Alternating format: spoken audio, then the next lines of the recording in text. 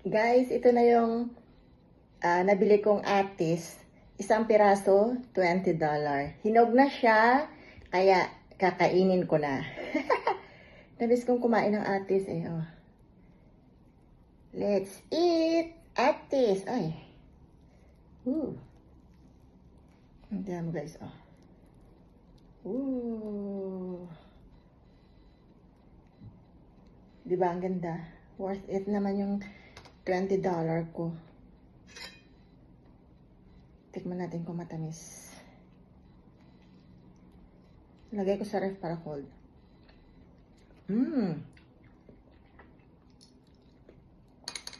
Sa kanamit.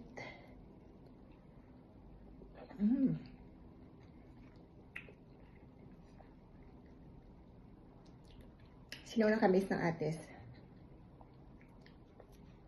Sarap. Sarap.